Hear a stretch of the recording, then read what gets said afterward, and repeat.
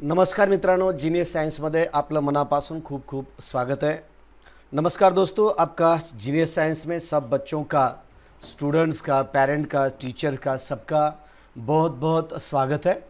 दोस्तों, आज के बच्चों, आज के इस वीडियो में हम अभी पढ़ने वाले हैं सेंट्रीपेटल एक्सेलरेशन, जो कि ये सेंट्रीपेटल एक्सेलरेशन हमारे 12th के सिलेबस में ये डिटेल नहीं दिया गया है, लेकिन इसका जो इक्वेशन है, ये इक्वेशन आगे बहुत जगह हमें बहुत इम्पॉर्टेंट है, इसलिए इसका प्रिपरेशन करना हमारे लिए ज़रूरी है। और इसका एक एक्सप्लेनेशन, छोटा सा एक्सप्लेनेशन 11th में एक चैप्टर में लिया गया है, मोशन के चैप्टर में। लेकिन अब हम यहाँ इसके बारे में थोड़ा सा विस्तार से, एक थोड़ा सा इक्वेशन और थोड़ा सा डिटेल्स में इस बारे में हम देखते हैं। तो चलो, सेंट्रीपेटल एक्सेलरेशन। ओके दोस्तों, जो कुछ अभी तक बच्चे नए हैं, उन सब बच्चों को मैं रिक्वेस्ट करता हूं कि चैनल को, वीडियो को लाइक कीजिए, चैनल को सब्सक्राइब कीजिए और अपने दोस्तों तक इसकी लिंक पहुंचाइए। अगर आप सब्सक्राइब करने के बाद अगर आप बेल दबाते हैं तो वीडियो अपलोड करते ही इसका नोटिफिकेशन आपको मिल जाता है। ओके, और इसका एप्लीकेशन यानी कि इसकी लिंक मिलने के बाद आप इजीली वीडियोस देख सकते हैं, इसलिए मैं आपको ये सब्सक्राइब करने के लिए मैं अक्सर कहता हूं। और वीडियो लाइक करने के लिए मैं इसलिए कहता हूं कि बहुत सारे बच्चे बोलते हैं, बहुत सारे बच्चे समझते होंगे कि मैं पढ़ाने के लिए आया या लाइक मांगने के लिए आया, लाइक मांगने के लिए आया। तो वैसे नहीं, एक वीडियो की क्वालिटी बढ़ती है अगर आपका लाइक आता है तो, और कमेंट करके भी बता सकते हैं। चलो हम आगे देखते हैं सेंट्रीपेटल एक्सेलरेशन। ये बहुत इंपॉर्टेंट है, बोर्ड के एग्जाम में ये नहीं आएगा, मैं आपको बता रहा हूं। बोर्ड के एग्जाम में इसके बारे में क्वेश्चन नहीं पूछा जाएगा, ओके। लेकिन इसके ऊपर नीट जी में इसके ऊपर एग्जाम्पल्स पूछे जा सकते हैं, ओके। तो चलो हम देखते हैं कि एक इस तरह से, एक मैं आपके सामने एक डायग्राम दे रहा हूं सेंट्रीपेटल एक्सेलरेशन की, ओके। ओल्ड सिलेबस में इसके ऊपर थ्योरेटिकल क्वेश्चन पूछे जा सकते थे, थ्योरेटिकल क्वेश्चन पूछते थे, फिर भी ये अभी नया सिलेबस में इसके बारे में नहीं दिया गया है। तो देखो, इस तरह से एक बॉडी है और ये बॉडी सर्कुलर मोशन परफॉर्म कर रही है, यानी कि एक कंप्लीट रिवोल्यूशन कर रही है। Means this body can perform uniform circular motion along it's circular path. इसके सर्कुलर पाथ पे ये बॉडी सर्कुलर मोशन परफॉर्म कर रही है, ओके। जब वो बॉडी सर्कुलर मोशन इस तरह से, अगर एक हाथ बॉडी सर्कुलर मोशन परफॉर्म करती है तो इस तरह के बॉडी को सेंट्रीपेटल फोर्स और सेंट्रीफ्यूगल फोर्स की बहुत जरूरी होती है। और ये सेंट्रीपेटल फोर्स और सेंट्रीफ्यूगल फोर्स के बारे में हम इसके बाद देखने वाले हैं। वो फोर्स किस तरह से रहता है, इसकी डायरेक्शन क्या रहती है, किधर खींचा जाता है और किस तरह से खींचा जाता है, इस बारे में हम नेक्स्ट वीडियो में देखने वाले हैं, नेक्स्ट सेशन में देखने वाले हैं। अभी खाली देखते हैं हम कि acceleration due to gravity, centripetal acceleration क्या है, ओके। तो देखो, अभी देखते हैं क्या है। देखो, इस तरह से कुछ एक सर्कुलर पाथ हमने यहां लिया है इसका, ओके। तो आगे हम देखते हैं आगे का पॉइंट क्या है। तो इस तरह से एक सेंटर पॉइंट हमने इस तरह से ले लिया है, वो हम कहते हैं इसे। इसके बाद बॉडी एक की पोजीशन है, ये आपको शुरू से ही मैं आपको बताते आया हूं, और ये पोजीशन बी है। और बॉडी जब ये से बी जाती है तो कुछ तो डिस्प्लेसमेंट इस तरह से करती है। तो ये देखो, इस तरह से पोजीशन है। और मैंने आपको ये भी बता दिया है कि बॉडी की लीनियर मोशन की जो डायरेक्शन रहती है, it is tangential to the circumference of circular path. यानी कि जो सर्कमफेरेंस है, ये सर्कमफेरेंस को, इसकी लीनियर वेलोसिटी इस तरह से टेंजेंशियल रहती है। अगर इधर से इस तरह से ड्रॉ करते हैं तो ये इस तरह से आएगी, ओके। इस तरह से ये सर्कुलर पाथ को इस तरह से ये टेंजेंशियल आ सकती है, ऐसा अंदर आ सकता है, ओके। यानी कि टेंजेंशियल पाथ आपको पता है, इस तरह से, यानी कि हर जगह पे इस तरह से टेंजेंशियल रहता है। थोड़ा सा ड्रॉ करने में मुझे तकलीफ होती है यहाँ, लेकिन क्या करूं, ओके। उसके बाद हम देखते हैं नेक्स्ट, लॉकडाउन है। दूसरा, अगर सामान खरीदी करना बोले तो यानी कि लेने के लिए भी कुछ चांसेस नहीं है।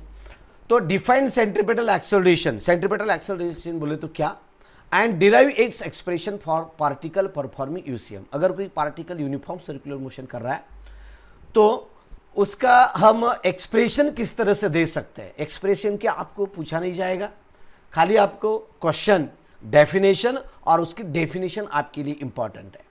नीट जी के लिए खाली इक्वेशन, एक आध स्टेप्स और उसका कुछ इंपॉर्टेंट फार्मूलेज वगैरह उसके पूछे जा सकते हैं, इसमें से कौन सा करेक्ट है इसलिए। ओके, इसलिए मैं ये क्वेश्चन पूरा डिटेल में ले रहा हूं। बोर्ड के लिए इसके ऊपर क्वेश्चन नहीं पूछा जाएगा, थियोरेटिकल क्वेश्चन एग्जाम में नहीं आएगा।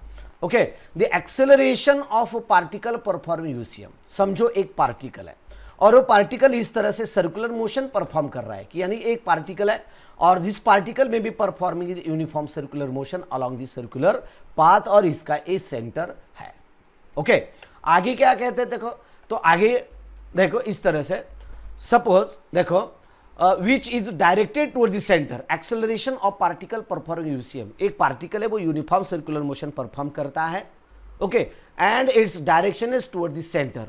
किस तरह है डायरेक्शन, उसी किधर है, सेंटर की तरफ है। मैं आपको फिगर ड्रा कर रहा हूं यहां, along the radius of circular path. Radius के द्वारा ही ये सेंटर की तरफ काम करता है। Circular path is called as centripetal acceleration और रेडियल एक्सेलरेशन। इसे हम सेंट्रीपेटल एक्सेलरेशन और रेडियल एक्सेलरेशन ऐसा कहते हैं। ओके, चलो और आगे देखते हैं हम, आगे क्या है देखो, तो consider a particle performing UCM in a anti clockwise direction. मैंने अभी अभी आपको बताया था कि एक पार्टिकल हम इमेजिन करते हैं, कंसिडर करते हैं और वो क्या करता है, it performs uniform circular motion in anti clockwise direction. Consider a particle performing UCM in anti clockwise direction. एक पार्टिकल है और वो पार्टिकल यूनिफॉर्म सर्कुलर मोशन करता है और वो भी एंटी क्लॉकवाइज डायरेक्शन में। एक ये देखो इस तरह एंटी क्लॉकवाइज डायरेक्शन में यूनिफॉर्म सर्कुलर मोशन करता है। Let O be the centre of circle. इसका सेंटर क्या है, ओ है, and R be the radius of circular path. इसकी रेडियस आर है। देखो इस तरह से इसका ए सर्कुलर पाथ है। सिंपल है, ये लिखने की जरूरत नहीं, खाली ध्यान देके समझ लीजिए, थोड़ा सा कॉन्सेंट्रेशन देके समझ लेने की कोशिश करिए फक्त only. Okay, O be the centre of circle and R be the radius of the circular path. ये पुराने सिलेबस में था। ओके, सर्कुलर पाथ का ए सेंटर और सर्कमफेरेंस इस तरह से, इसकी रेडियस आर है। ओके, तो आगे क्या है देखो, द नेक्स्ट वन इज इस तरह से ये एक पॉइंट्स में आपको यहाँ नोमेनक्लेचर इसके नाम भी दे रहा हूँ फिगर के। When particle moves from point A to the point B. अगर ये पॉइंट ए से बी तक जाता है, ए से बी तक जाता है तो ये point A to B in small time interval delta T, एक छोटे से टाइम में वो डेल्टा टी तक जाता है through an angle delta theta. Let arc A B is equals to delta X. ये देखो अर्क ए बी मैंने आपको बताया वाला है, शुरू में ही बताइए दिया। Okay, arc A B is the delta X है। इसके बाद एपी वेक्टर एपी करो, ये vector AP. Okay, vector AP ये क्या है, vector AP and vector BQ represents vector AP. ये देखो ये वेक्टर एपी है और वेक्टर बीक्यू है फिगर में। Okay, represents direction and magnitudes of velocity of particle, direction and magnitude of velocity of particle at point A and B respectively. A point और B point की जगह इनकी direction हम यहां दिखा दें, यानी कि AP is at this position and BQ is at this position. Okay, B के जगह है। Okay, during UCM the direction of linear velocity of particle changes by time. Direction इसकी बदलती है। Then particle possesses linear acceleration. Particle क्या possess करता है, linear acceleration. आपको मालूम है, आपको मैंने शुरू में ही आपको बता दिया है, पार्टिकल की डायरेक्शन हर एक पोजीशन पे बदलती है। यानी कि यहां है तो इस तरह से इसकी डायरेक्शन हर जगह अलग रहती है, वहां से वो टेंजेंशियल पाथ रहता है उसका डायरेक्शन। इसलिए क्या कहा, the particle possesses linear acceleration. और एक बार बताता हूं, during UCM direction of linear velocity of particle, direction of linear velocity of particle changes by, बदलता है कैसे, then particle possesses linear acceleration. तो कैसा रहता है हम डिटरमाइन करने वाले हैं। तो ये रहा, इस तरह से फिगर आएगा। ओके, तो आगे क्या रहेगा देखो, तो draw vector B S equals to vector A P. यहां देखो ए वेक्टर बी एस है, वेक्टर बी एस कहाँ है, देखो वेक्टर बी एस है, ये देखो बी और ये क्या है ए यस, ये वेक्टर बी एस ड्रॉ किया हमने, ड्रॉ किया। ओके तो ये ड्रॉ करने के बाद according to the law vector B S equals to vector AP, ये जो vector B S determine draw करना है ये ड्रॉ एपी के बराबरी में आपको ड्रॉ करना होगा। Okay according to and join the S Q बोले तो ये लाइन आपको यहां ज्वाइन करनी, ये जो दो लाइन है ना ये आपको यहां ज्वाइन करनी है। ओके इसके बाद क्या आता है, according to the law of triangle of vectors, law of triangle of vectors तो क्या आएगा, तो देखो vector B S plus vector S Q equals to vector B Q है। वेक्टर बी एस अभी अभी आपको मैंने बताया था vector according to law of triangles of vectors, law of triangle of vector, तो यह क्या, तो देखो वेक्टर बी एस, ये देखो वेक्टर बी एस, ये जो वेक्टर एडिशन का रूल आपको पता है, vector B S okay plus vector S Q, इस तरह से ये S Q is equals to vector B Q, addition vector addition है। ओके तो इसके बाद क्या करेंगे हम, तो वेक्टर एस क्यू के बराबर इसे लिख देंगे, तो vector S Q is equals to vector B Q minus vector B S है, vector S Q equals to vector B Q minus vector B S है। तो but we know the vector B S is equals to vector A P, vector B S, ये जो vector B S है vector B S is equals to vector A P है, इस तरह से ए दोनों की डायरेक्शन है। ओके तो इसके बाद क्या है, तो vector S Q equals to vector B Q minus vector A P, vector आपको अभी बता दिया था मैंने, vector S Q is equals to vector B Q, ये देखो इस तरह से ये B Q minus vector A P है, ये देखो ए वेक्टर ए पी, क्योंकि आपको मालूम है B S equals to A P है, तो बी एस की जगह हमने ए पी की टर्म लिख दी है। तो ये क्या हुआ, तो चेंज इन वेलोसिटी है, ये चेंज इन वेलोसिटी बोले तो ए पोजीशन की वेलोसिटी और बी पोजीशन की वेलोसिटी डिफरेंट रहती है, क्योंकि पार्टिकल जब सर्कुलर मोशन परफॉर्म करता है तो उसकी डायरेक्शन भी बदलती है और उसकी वेलोसिटी के ऊपर भी फर्क पड़ता है।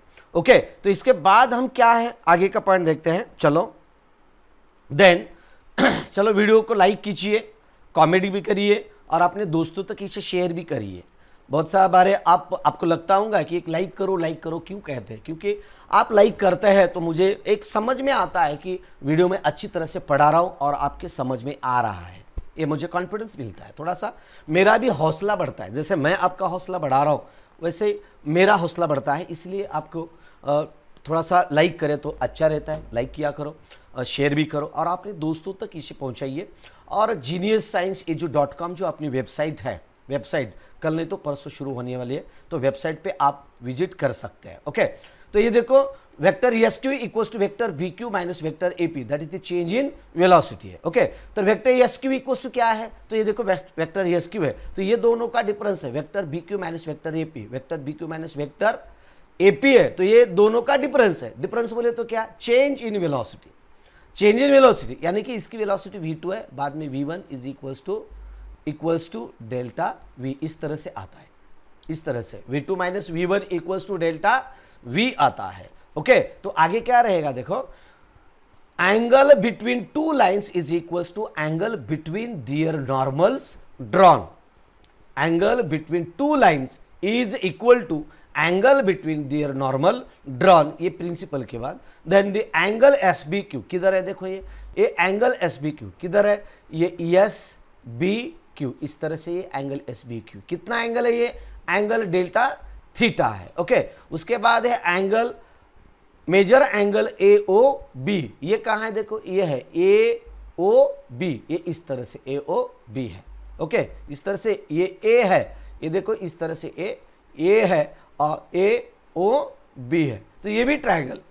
और आपको मैंने ये भी बता दिया था कि अगर एक छोटा सा सर्कल ड्रॉ कर रहा हूं, लेकिन अगर आप बड़ा सर्कल करते हैं और उसमें से एक छोटा सा पार्ट लेते हैं सर्कमफेरेंस का, तो वो स्ट्रेट लाइन दिखता है, और स्ट्रेट लाइन दिखने की वजह से ये जो dx है, डेल्टा एक्स जो है, डेल्टा एक्स हम स्ट्रेट लाइन इमेजिन करते हैं, ये कल ही मैंने आपको बता दिया, इसका पहले वीडियो में बता दिया है, तो ये रहा डेल्टा थीटा। ओके तो डेल्टा थीटा के बाद इसके क्या आएगा, suppose delta theta is small angle, छोटा एंगल है, delta theta is also small angle, एक छोटा वाला एंगल है, तो arc A B can assumed as straight line, बता दिया मैंने, straight line suppose the length delta X है। ओके तो बाद में क्या आएगा, देखो तो इसके बाद from geometry of figure triangle AOB and triangle SBQ, triangle A O B कहाँ है, ये देखो ए, ये ओ और ये B, and triangle S B Q, ये रहा ए एस, ये बी और ये क्यू, इस तरह से ए ट्राइंगल हो गया। ओके तो ए ट्राइंगल इस तरह से एस बी को, तो क्या है from geometry of figure triangle A O B and triangle S B Q R, कैसे ये दोनों भी आर सिमिलर, ये सिमिलर है पूरे। ओके तो इसके बाद क्या रहेगा देखो, the vector S Q divided by vector A B equals to vector B S divided by vector O A है, vector S Q divided by vector A B equals to vector B S. इन सबको अगर आप लिखते हैं तो delta V divided by delta X is equals to V divided by R है। ये देखो एस क्यू के बराबर मैंने आपको बता दिया था। ओके तो ए बी भी मैंने बता दिया था, ए बी क्या है डेल्टा एक्स है, और बी एस क्या है तो ये वेक्टर बी एस है, तो ये रहा वी और ये आर है। ओके यानी कि ओ ए, ये देखो ओ ए, ओके आपके ध्यान में आता होगा, अगर मेरे बराबर में जो कुछ भी टीचर है उनके समझ में आता होगा। ओ ए एक बहुत बार जब मैं क्लास में पढ़ाता था उस वक्त ओ ए ऐसा मैं ऊपर सामने बोला कि पीछे का आना बोलते थे बच्चे, मज़ा भी करता था मैं, पढ़ाने की मज़ा, एक एंजॉय लेता था, स्टडी एंजॉय। अभी भी मैं आपको बोल रहा हूँ कि हम स्टडी का एंजॉय ले रहे हैं, मज़ा ले रहे हैं, स्टडी का आनंद ले रहे हैं, यानी कि काम बोल के काम नहीं करना कभी, एक कुछ तो बोझ है और कर रहा हूँ ऐसा नहीं, हर चीज़ में मज़ा ढूंढने का, मज़ा यानी कि स्टडी करने में भी मज़ा है। कैसे देखो दोस्तों, मैं आपको पढ़ाता हूँ तभी मेरा दिल लगता है, यानी कि मेरे रूटीन लग गया है, यानी कि सुबह उठते ही 8 बजे, उसके बाद 10 बजे, 2 बजे, उसके बाद 6, उसके बाद रात 8 बजे, और 11वीं के भी अब शुरू करने वाला हूँ। एक कंटिन्यू ऐसा पढ़ाता हूँ तो एक बिजी रह जाता हूँ, तो मेरा दिल लगता है काम में। अगर पीरियड नहीं लेता तो मुझे बहुत बोर होता है, अगर मैं 10 मिनट भी लेट होता हूँ तो मुझे भी बोर होता है, कभी कभी बहुत बोर होता है, लेकिन क्या करें ये सिस्टम है, मैं पूरा सिस्टम में अकेला करता हूँ, इसके वास्ते थोड़ा सा कभी कभी आगे पीछे होता है, पूरा सिस्टम मैं ये करता हूँ यहाँ। ओके कुछ यानी कि ऑफिस बॉय वगैरह कुछ नहीं, घर पे स्टूडियो है अपने। ओके उस दिन देखा है आपने। ओके तो ये देखो delta V by delta X equals to V by R है, तो हम क्या करेंगे इसे, डेल्टा वी इक्वल्स टू ये वी बाय आर ये रहा इंटू डेल्टा एक्स है। इसकी कलर बदलता हूं मैं। ओके ये देखो डेल्टा वी ये रहा डेल्टा वी, तो V divided by R into ये डेल्टा एक्स इधर आता है मल्टीप्लीकेशन में। ओके तो इस तरह से क्या आएगा, divide on both side by delta T. ये जो इक्वेशन है ये इक्वेशन को हम क्या करेंगे, दो साइड में डेल्टा टी से हम डिवाइड करेंगे। तो डेल्टा टी से अगर आप डिवाइड करते हैं तो क्या आएगा, dv by dt equals to v by R delta X by delta T है। बहुत बच्चे लाइव है लेकिन यहाँ लाइव का नंबर नहीं दिखा रहा है, क्या प्रॉब्लम, यूट्यूब क्या भी कुछ भी करता है, यूट्यूब नंबर नहीं दिखा रहा है। बहुत सारे बच्चे लाइक कर रहे हैं, वीडियो देख रहे हैं, लेकिन यहाँ कितने बच्चे लाइव है, कितने बच्चे वॉचिंग कर रहे हैं, ये नहीं दिखा रहा है यहाँ। ओके चलो बच्चे देख रहे हैं, काम खत्म। ओके तो देखो इस तरह से हमने क्या करे, दोनों साइड में हमने डेल्टा टी से डिवाइड किया। तो डेल्टा टी से अगर हम डिवाइड करते हैं तो आपको मालूम है इसे हम क्या करेंगे, लिमिट अप्लाई करेंगे। तो लिमिट अप्लाई करने के बाद delta T limit extends to 0 है, delta V by delta T is equal to delta T limit extends to 0 V by R into delta X by delta T है।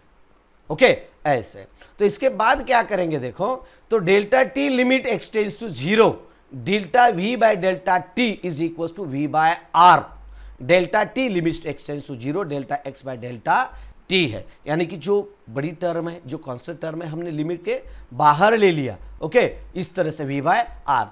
तो अब हम क्या करेंगे, इसे लिमिट अप्लाई करने के बाद ये टर्म इस तरह से आती है, dv by dt is equal to v by R. Okay और ये dx बाय dt आता है, तो दोनों का भी इक्वेशन आपको पता है, दोनों का भी पता है। dv बाय dt बोले तो the rate of change of velocity with respect to time है, the rate of change of velocity with respect to time क्या आता है, बोल, the rate of change of velocity with respect to time what is, angular no linear velocity है, sorry ये linear acceleration है, linear acceleration.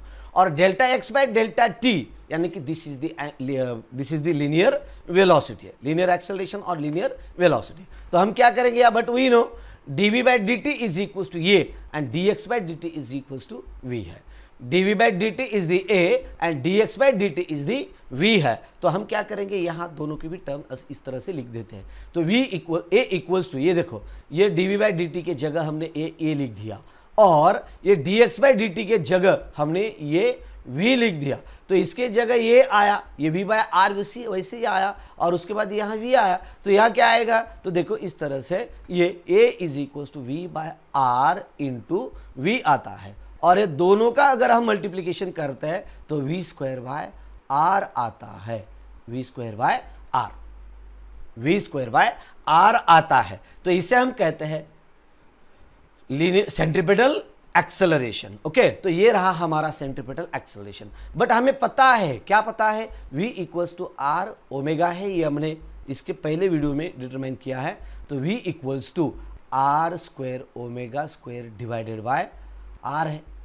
तो हम क्या करेंगे, r और r यहाँ कैंसिल करेंगे, तो कैंसिल करने के बाद ये आएगा r ओमेगा स्क्वायर। तो और भी आपको पता है omega is equals to 2 pi n। तो a is equals to R, ये ओमेगा है तो ओमेगा का हम यहां स्क्वायर करेंगे तो क्या आएगा 4 पाई स्क्वायर n स्क्वायर। दोस्तों इसके लिए मैं खाली ये जो यहाँ ये जो है ना इतना सारा जो डेरिवेशन मैंने लिया, एक 10-15 मिनट जो लिया, खाली इसके वास्ते लिया है। पीछे जो आपने लर्न किया इसकी जरूरत नहीं, लेकिन कहां से आया, मैं आया हूं लेकिन कहां से आया, ये इक्वेशन आया लेकिन कहां से, कैसे, ये आपको पता होना पड़ता है, इसलिए मैंने ये लिया है। तो इस तरह से ए सेंट्रीपिटल एक्सेलरेशन का इक्वेशन आता है। A equals to V square by R, A equals to V equals to R omega है और ये equals to R omega square भी आता है, ये equals to R 4 pi square n square भी आता है और इसके बाद ए इक्वल्स टू देखो 4 pi square R divided by T square भी आता है। क्यों आता है टी, तो T is N is equals to 1 by T है, यानी कि एन इज द फ्रीक्वेंसी है और एन इज द फ्रीक्वेंसी बोले तो frequency is the reciprocal of period है। इसलिए मैंने क्या किया यहां n equals to 1 by T ले लिया। तो इसी तरह से a इज इक्वल्स टू हमारा फाइनल इक्वेशन होता है n equals to 4 pi square R divided by T square. इस तरह से कुछ है डाउट आपको, कुछ है क्या, कमेंट करो, कुछ तो कमेंट करो, हाय हेलो ही मत करो, कुछ तो लिखो, कुछ तो आपकी भी प्रॉब्लम होनी चाहिए, कुछ तो डिफिकल्टीज भी होनी। सर एक व्यू दिखवाता नहीं दिखता है, कम से कम तुम अगर आप भी नहीं देख रहे हो तो कम से कम मैं तो देख रहा हूँ ना यहाँ मेरे मोबाइल पे, तो मेरा भी नहीं नंबर दिखा रहा। ये यूट्यूब है भाई, चलता है, चलो बहुत सारे बच्चे देख रहे होंगे लेकिन ये नहीं दिखा रहा है यहाँ। चलो आगे देखते हैं। ओके चलो, खाली कम से कम लाइक करो। आज जितने बच्चे हैं लाइव में, जितने बच्चे हैं उतने तो कम से कम लाइक होगा। लाइव में जितने लाइक तो सबका लाइक आया तो मुझे अच्छा लगता है। देखते हैं कितने बच्चे लाइक करते हैं। आपका लाइक मेरे लिए बहुत अच्छा रहता है, मेरे लिए एक एनर्जी देता है। मेरे भाइयों, मेरे भाई, मेरे बहनों, मेरे भाई, मेरे दादा दादी, सबको मैं एक रिक्वेस्ट करता हूँ कि आपका लाइक मुझे बहुत बहुत महत्वपूर्ण रहता है। ओके, कैसे सर, वेरी गुड, धन्यवाद। ओके, इस तरह से आपके समझ में आया होगा। ओके, तो इस तरह से मैंने एक डिफरेंट स्टेप्स मैंने आपके लिए लिए है। Express this is the expression can be modified as, ये देखो मैंने एक आगे की स्टेप आपको ऑलरेडी करके दिखाए हैं। ओके, तो ये रहा सेंट्रीपिटल एक्सेलरेशन। और कुछ डाउट है तो डाउट भी आप कमेंट करके लिख दीजिए। यहां मैंने किया है दिस टाइप से welcome to Genius Science YouTube channel, please like share वगैरह जो कुछ भी है आप करते होंगे भाई। आपको लगता है अगर ये पसंद आता है, वीडियो बहुत अच्छी तरह से पढ़ाते हैं तो आप लाइक करते होंगे। अगर आपको नहीं लगता है तो नहीं करिए, आपकी मर्जी है। खाली मैं तो आपकी उंगली पकड़ के वहां नहीं करूंगा। ओके, आपकी उंगली है, कैसा इस्तेमाल करना है आप देखो। ओके, तो देखो ऐसा गलत अर्थ मीनिंग नहीं लेना। Okay, centripetal and centrifugal force, centripetal and centrifugal force है। तो सेंट्रीपेटल एंड सेंट्रीफ्यूगल फोर्स ये भी बहुत इंपॉर्टेंट बीट है और ये भी आपको बहुत अच्छी तरह से इसका प्रिपरेशन करना होगा, क्योंकि सेंट्रीपेटल एंड सेंट्रीफ्यूगल फोर्स बोले तो इस तरह से ये दो फोर्स है और ये दो फोर्स जब तक एक बॉडी अगर रिवोल्यूशन करती है तो बॉडी रिवोल्यूशन करने के बाद सर्कमफेरेंस में बॉडी रिवॉल्व करते वक्त इस बॉडी में सेंट्रीपेटल और सेंट्रीपेटल फोर्स होना बहुत जरूरी है। क्योंकि अगर आप देखते हैं कि moon revolves around the earth, ठीक है ना, moon revolves around the earth, it is due to the centripetal and centrifugal force, यानी कि that necessary centripetal force is provided by, ये देखो इस तरह से, ये देखो इस तरह से, इस सेंटर में अर्थ है और अर्थ के राउंड इस तरह से मून रिवोल्यूशन कर रहा है, यानी कि मैं जैसा सर्कल रिवॉल्व कर रहा हूं, यानी कि ड्रॉ कर रहा हूं, एकदम ऐसे नहीं रिवॉल्व करता हूं, परफेक्ट सर्कल में रिवॉल्व करता है, क्योंकि मेरा ये पेन का यहां बहुत स्मूथ है, बहुत सटक रहा है यहां। ओके, तो इस तरह से ए सर्कुलर मोशन। ओके, अगर ये सर्कुलर मोशन क्यों करता है, तो ये देखो यहां अगर ये मून है तो इस तरह से अर्थ के सराउंडिंग में वो रिवोल्यूशन इस तरह से करता है। तो ये रिवोल्यूशन करने के लिए उसे एक ग्रेविटेशनल फोर्स प्रोवाइड करता है, यानी कि it is there is centripetal, necessary centripetal force, वहां सेंट्रीपेटल फोर्स की बहुत जरूरी होती है और वो necessary centripetal force is provided by gravitational force of attraction between earth and moon. Earth and moon ये दोनों के बीच, समझो यहां मून है इस तरह से, तो ये मून और अर्थ दोनों के बीच एक ग्रेविटेशनल फोर्स रहता है और वो ग्रेविटेशनल फोर्स की वजह से that sun can revolve around the earth. आप बोलेंगे सर फिर खाली मून ही, सॉरी गलत हो गया मेरे से, मून रिवॉल्व अराउंड द अर्थ। कभी कभी स्लिप ऑफ टंग होता है, जब मैं एडिटिंग वीडियो करता हूं तो एडिटिंग में ऐसे स्लिप ऑफ टंग निकाल दिया जाता है, लेकिन ये लाइव में क्या करते हैं, लाइव में डायरेक्टली आप सुनते हैं वैसे से होता है। ओके चलो, तो ओके इस तरह से gravitational force of attraction between earth and moon. Okay, और एक दूसरा एग्जांपल मैं देता हूं आपको, electrons revolves around the nucleus. Electrons revolves around the nucleus, electron nucleus के अराउंड रिवोल्यूशन करते हैं, लेकिन वहां जो नेसेसरी सेंट्रीपेटल फोर्स होता है इलेक्ट्रॉन के लिए, यानी कि न्यूक्लियस के इर्द गिर्द उसे रिवोल्यूशन करने के लिए जो नेसेसरी सेंट्रीपेटल फोर्स होता है, वो necessary centripetal force is provided by electrostatic force of attraction between positively charged nucleus and negatively charged electron.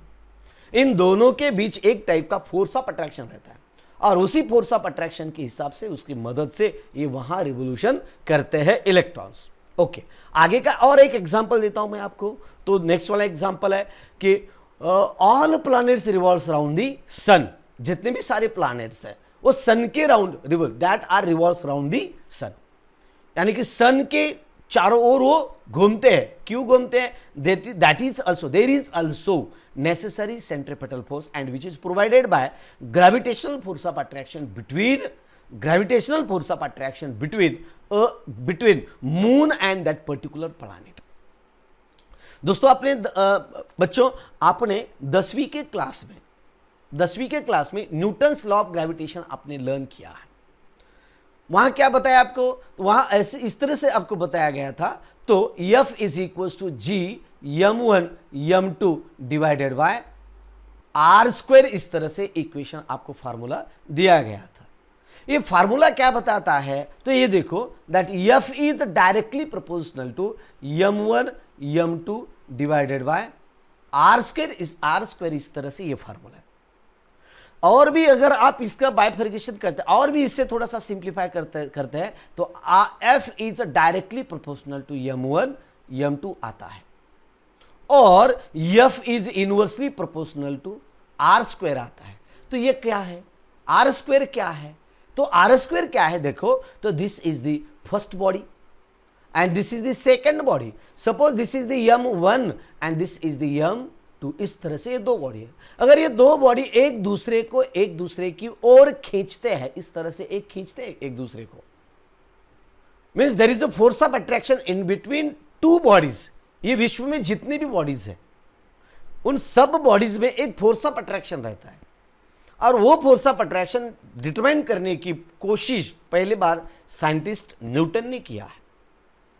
Newton क्या एक स्टोरी बता दी जाती है। न्यूटन एक यानी कि किसे एप्पल के पेड़ के नीचे बैठे थे एप्पल के पेड़ के नीचे बैठे थे, दोपहर का टाइम था, ऊपर से एक एप्पल गिरा, नीचे गिरा, और न्यूटन सोचने लगे ये एप्पल नीचे ही क्यों गिरा, फाइन नीचे ही क्यों गिरा। अगर तुम और मैं अगर पेड़ के नीचे बैठे होते तो हम खाली पहले देखते थे कि एप्पल नीचे गिरा है, समझो दो भाई बैठे हैं, समझो एक छोटा भाई और बड़ा भाई है, और बड़ा भाई छोटा भाई अगर एक दूसरे के पास बैठे हैं, पेड़ के नीचे बैठे हैं, ऊपर से अगर एप्पल गिरा है, सेब गिरा है, अगर ऊपर से सेब गिरा है तो देखो, अगर छोटे भाई ने अगर बड़े भाई को पूछा, भाई ये भैया ये ऊपर से सेब नीचे कैसे गिरा,